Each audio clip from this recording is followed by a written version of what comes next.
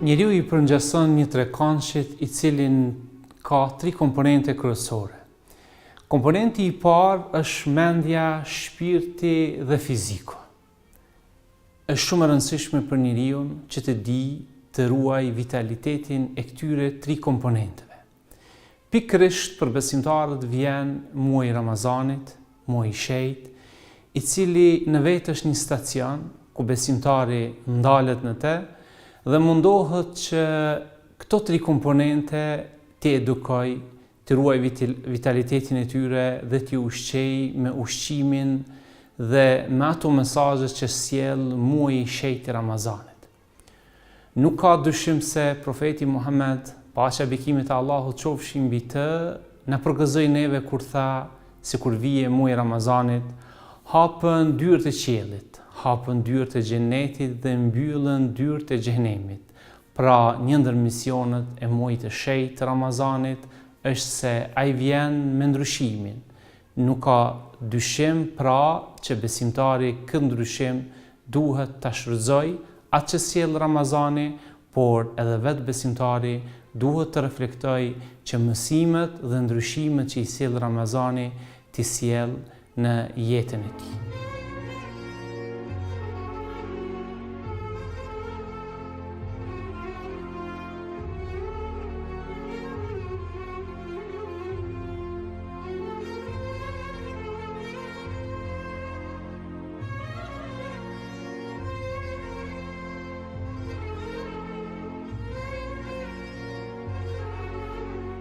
Ramazanin shpesh herë besimtarët e shohin si një shkollë, e shohin si një institucion I besimit, I edukimit, I moralit, që në vete ngërthen shumë mësime.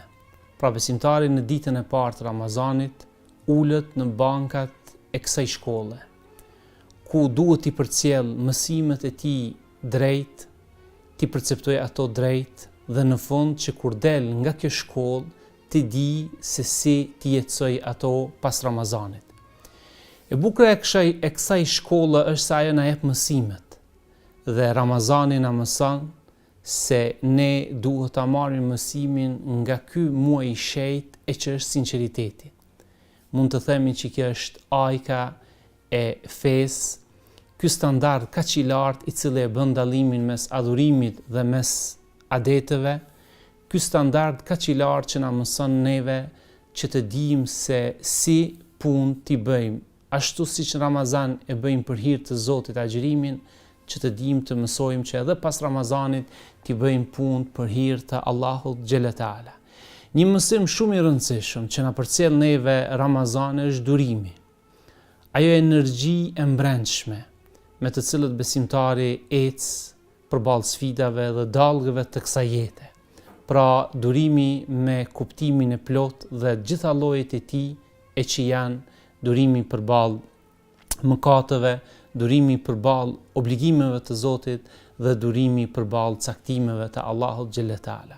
E bukura e Ramazanit është se ai na mëson se si të jemi të durueshëm edhe pas tij.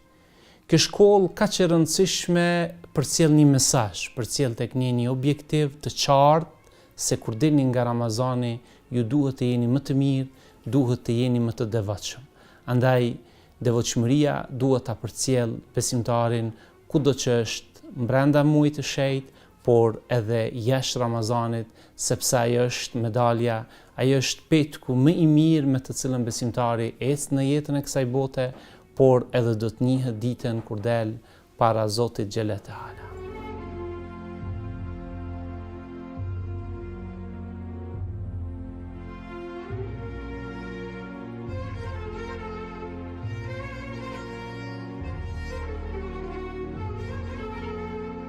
Në jetë besimtari ballafaqohet shpesh herë me sfida të ndryshme. Dhe një ndër to sfida është se ai ballafaqohet edhe me uljen e ambicieve të tij. Me uljen e ambicieve që kemë për qëllim, pra se ai duhet të ketë ambicie të larta për të punuar, për të angazhuar dhe për të arritë, thjesht për të lënë gjurmë sa ai ishte një ditë në këtë botë kur ik nga kjo botë. E me që Ramazani është një muaj që mbjell ambicet e larta, besimtari duhet ta merr këtë mësim që pas Ramazanit këtë energji që ai e akumulon për këto ambicie që e rrit Ramazanit, që gjatë muajve të tjerë të punoj, të angazhohet dhe të projektoj e të sjell ide të reja që të lë gjurmë dhe që të përfitojnë të gjithë nga jeta e tij. Ajo që është shumë e rëndësishme për besimtari duhet ta di se muaji Ramazanit është një muaj i fitoreve, i mbushur në brendësitë e tij me fitore, ku besimtarët korrin fitore në lufta, korrin fitore përballë nefsit të tyre, korrin fitore përballë djallit të mallkuar. Andaj e bukura e Ramazanit dhe e këtij mësimi është se neve kur të dalim vëllezër dhe motra nga ky muaj i shenjtë i Ramazanit, duhet ta kemi këtë energji që ne të jemi gjithmonë përballë sfidave të jetës triumfues. Besimtari nuk guxon asnjëherë të mposhtët përballë dallgëve të jetës, por ai në luftën e tij përballë të keqes, përballë veseve, duhet të jetë gjithherë fitimtar. Dhe ajo çka doja të përmendi një mësim shumë të rëndësishëm që Ramazani na mëson është menaxhimi i kohës.